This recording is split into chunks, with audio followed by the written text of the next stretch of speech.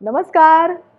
सारथी digital presents नवं काय नया क्या है व्हॉट्स न्यू मध्ये मी धनश्री तुम्हाला सगळ्यांना घेऊन आले एका अशा ठिकाणी जिथे नवरात्रात आता आपल्याला धार्मिक कार्यामध्ये काय वेगळं करायचंय याबद्दल माहिती मिळणार आहे. स्वतःच्या एकूणच रुटीनमध्ये बदल याच्या काही टिप्स सुद्धा आपल्याला घ्यायच्यात, पण त्याआधी ही सगळी माहिती जाणून घ्यायची आहे.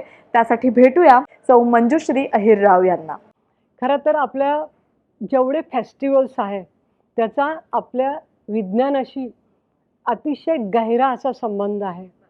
विज्ञान आणि कल्चर या कॉम्बिनेशनमधूनच आपले सगळे सण आणि सगळ्या गोष्टी डिसाईड झालेल्या आहेत. आता तुम्ही अंकशास्त्र म्हणजे न्यूमरॉलॉजी म्हणालात, त्याचा आणि या देवींचा देखील खूप जवळचा असा संबंध आहे. आता न्यूमरॉलॉजी किंवा अंकशास्त्र ज्याला आपण म्हणतो त्याच्यामध्ये 1 ते 9 या अंकांना प्राधान्य दिलं जातं. तर आता नंबर वन म्हणजे तर नंबर 1 जर नंबर 1च्या क्वालिटीज आपल्याला हव्या असतील तर नंबर 1च्या क्वालिटीज आपण या देवीच्या उपासनेच्या माध्यमातून कशा घेऊ शकतो त्याच्यासाठी पण खूप काही अशा टिप्स आहेत. नवरात्रामध्ये आपण नवदुर्गांचा उत्सव करतो, तर या प्रत्येक दुर्गेचा एक एक अंकाशी संबंध आहे. तसा आता नंबर 1 आहे ना, हा शैलपुत्री या देवीचा संबंध आहे. आणि शैलपुत्री म्हणजे ही हिमालयाची पुत्री आणि जी शिशु अवस्थेमध्ये असते. तर जी लेडी आहे जिची डिलिव्हरी झाली आहे किंवा तिचं बाळ अगदी छोटं आहे, तर त्या ठिकाणी या देवीचा फोटो जर लावला शैलपुत्री देवीचा, तर त्या आईची आणि बाळाची तब्येत एकदम छान राहते. आणि त्याचा संबंध 1 अंकाशी पण आहे. जर तुम्हाला 2 या अंकाची जर कम्पॅटिबिलिटी हवी असेल किंवा क्वालिटीज हवी असेल, आणि नंबर 2 म्हणजे ना इमोशन्स, सात्विकता, जर तो 2 नंबरची जर आपल्याला क्वालिटीज एम्बॉय करायची असतील आपल्यामध्ये, तर आपण ब्रह्मचारिणी देवीचा फोटो स्टडी टेबलवर ठेवला तर मुलं खूप छान अभ्यास करतात आणि 2 नंबरच्या क्वालिटीज पण त्यांच्यामध्ये डेव्हलप होतात. नंबर 3 तर यूथसाठी आहे. म्हणजे जी मुलं शिक्षण संपवून काहीतरी डिसाईड करतात की आता आपल्याला लाईफमध्ये काहीतरी करायचं आहे, त्या मुलांशी याचा संबंध आहे. शक्ती आणि भक्ती, आणि या जर क्वालिटीज हवी असेल तर त्यासाठी आहे चित्रघंटा देवी. चित्रघंटा देवीचा फोटो लावायचा आणि त्या देवीची उपासना करणंही गरजेचं आहे. तसं आता प्रत्येक अंकासाठी वेगवेगळ्या देवी आहेत. जसं आता नंबर 3 सांगितलं. नंबर 4 अंक आहे ना, हा खूप प्रॅक्टिकल अप्रोच देतो आणि मटेरियलिस्टिक लाईफ कोणाला नको असतं, प्रत्येकाला हवं असतं. तर त्यासाठी जी देवी आहे ती आहे कुष्मांडा. तर या कुष्मांडा देवीचा फोटो त्यांनी त्यांच्या रूममध्ये लावायचा. त्यानंतर नंबर 5 जे आहेत त्या मनीशी रिलेटेड आहेत. आणि पैसा तर प्रत्येकाला हवा असतो त्यांच्या लाईफमध्ये.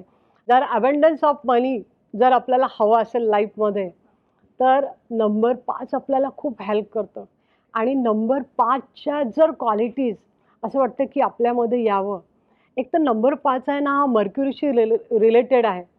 म्हणजे प्रिन्स लाईक, म्हणजे जे आपण म्हणतो पर्सनॅलिटी, प्रिन्स. तर या पर्सनॅलिटी आपल्यामध्ये येणं गरजेचे आहेत. त्या असायला पण हव्या, कारण पैसा प्रिन्सच्या माध्यमातूनच येतो. आणि त्यासाठी तो देवीचेच कनेक्शन जर हवं असेल आपल्याला, आणि त्यासाठी जर देवीचं कनेक्शन हवं असेल, तर या नवदुर्गेमध्ये स्कंद माता, तिचा फोटो आपण टेबलवर लावायचा किंवा तिचा फोटो इन्स्टॉल करू शकता किंवा टेबलवर ठेवू शकता. इवन देवघरामध्ये पण तुम्ही लावू शकता.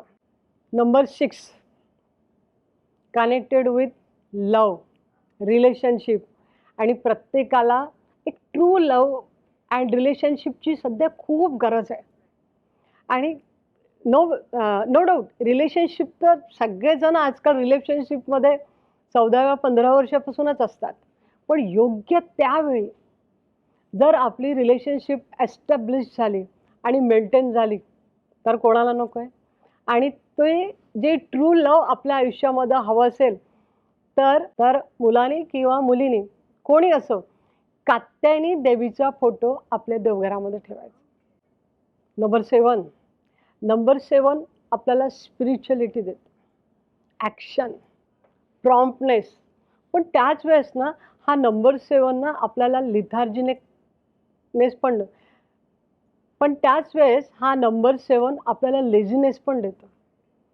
So to avoid that laziness काय करायचं, काल रात्री देवीचा फोटो देवघरामध्ये लावायचा. म्हणजे तो लिथार्जिकनेस असतो किंवा तो डलनेस असतो लाईफमधला, तो आपण अवॉइड करू शकतो. नंबर 8 म्हटलं की सगळ्यांना भीती वाटते. शनीला घाबरायची गरज काय? आपल्याकडे आहे ना नंबर 8ची देवी महागौरीची उपासना करा. फक्त नामस्मरण करा तिचं. हवं असेल तर फोटो लावा. शनीची काय बिशात, शनीची 7.5 किंवा काहीही प्रॉब्लेम होणार नाही तुम्हाला. उलट तुम्ही शनीची आणखीन मॅक्झिमम ब्लेसिंग्स रिसीव्ह करणार आहात या महागौरीच्या देवीमुळे. नंबर 9 तर त्या देवीचं वर्चस्व आहे त्याच्यावर. मार्सशी कनेक्टेड आहे नंबर 9. नंबर 9च्या क्वालिटीज तुम्हाला रिसीव्ह करायच्या असतील तर सिद्धदात्री या देवीचा फोटो तुम्ही देवघरात लावायचा. मग या ज्या नवदुर्गा आहे या जो नंबर तुम्हाला ॲक्टिव्ह करायचा आहे आणि ज्याच्या क्वालिटीज तुम्हाला आपल्या लाईफमध्ये जर त्या आणायच्या असतील तर या नवदुर्गाची उपासना करणं खूप गरजेचं आहे. आणि त्यातल्या त्यात नवरात्रीमध्ये, कारण नवरात्रीमध्ये देवीचे 9 अवतार हे इन्कार्नेशन हे ॲक्टिव्ह असतात.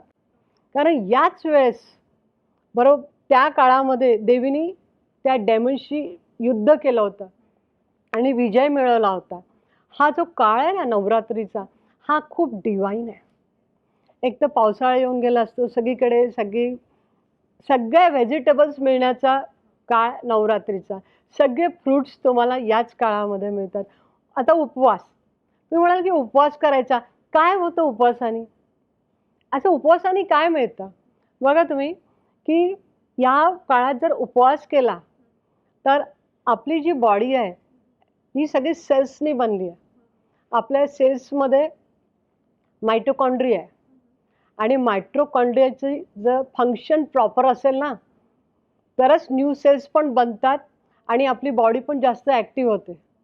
So to activate that mitochondria तुम्हाला मॅक्झिमम फ्रूट्स खाणं खूप गरजेचं आहे. त्याच्यामुळे उपवास करायचा. नवरात्रात डान्स करायचा. बरेच जण म्हणतात काय नवीन फॅड काढलं आणि डान्स करतात. डान्स करणं खूप गरजेचं आहे. नो डाऊट गरबा आणि ज्याच्याने चांगलं वातावरण निर्माण होईल तोच डान्स. आणि प्रत्येकाला पॉझिटिव्ह होणं खूप गरजेचं आहे. आणि डान्स करताना बघा आपण इतकं बेधुंदपणे डान्स करतो की कुठली निगेटिव्ह पॉवर आपल्या जवळ येतच नाही. मग तो दांडिया खेळताना असो किंवा गरबा करताना असो, प्रत्येक व्यक्ती पॉझिटिव्ह होऊन जाते आणि ॲटोमॅटिकली सगळं वातावरण पॉझिटिव्ह होतं. म्हणून डान्स करायचा असतो. त्याच्यानंतर नवरात्रामध्ये 9 दिवसही बऱ्याचशा लेडीज 9 वेगवेगळे रंग घालतात. आणि कोणी विचारतं काय गरज आहे, कशाला पाहिजे? आजकाल खूप काय काय चालतं. काय हरकत आहे 9 दिवशी 9 कलरच्या जर साड्या घातलं तर? तसे प्रत्येकी जवळ त्या साड्या असतात आणि कपाटात पडलेल्या असतात. वर्षानुवर्ष त्या यूज केल्या जात नाही. त्या निमित्ताने त्या बाहेर येतात. आणि आपलं जर आजकालची जी लाईफ आहे ना इतकी गोंधळाची आणि टेन्शनची आहे, त्याच्यामध्ये जर प्रत्येक दिवशी आपण वेगवेगळे कलर घेऊन सगळे सोबत राहिलो आणि प्रत्येकीने सोबत राहून जर देवीची प्रार्थना केली, प्रत्येकाचे कलर्स सगळे सेम असतील तर कुठली एनर्जी तयार होणार आहे? एक पॉझिटिव्ह एनर्जी तयार होणार आहे ना. मग काय हरकत आहे? तर हे सगळं करा. नवरात्रामध्ये देवीचा जप पण करा, वेगवेगळ्या कलरच्या साड्या पण यूज करा, नंबरप्रमाणे वेगवेगळ्या देवीची उपासना पण करा आणि एन्जॉय करा तुमचा लाईफ. माझ्याकडून तुम्हाला संपूर्ण सगळ्यांना नवरात्राच्या खूप खूप शुभेच्छा आणि सगळ्यांना या नवदुर्गेचे आशीर्वाद मिळावो ही सदिच्छा. त्यामुळे या नवरात्रात नवीन काय, तर आपल्या घरासाठी सुद्धा नवीन काय हे आम्ही तुम्हाला सांगितलेलं आहेच. अर्थात असे वेगवेगळे व्हिडिओज पाहण्यासाठी सारथी डिजिटल या आमच्या यूट्यूब, फेसबुक आणि इंस्टाग्राम चॅनलला नक्की सबस्क्राईब करा. आमचे सगळे व्हिडिओज लाईक करा आणि तुमच्याकडे सुद्धा नवं काय असं असेल तर कमेंटद्वारे आम्हाला नक्की कळवा. आम्ही या कार्यक्रमात घेण्याचा डेफिनेटली प्रयत्न करू.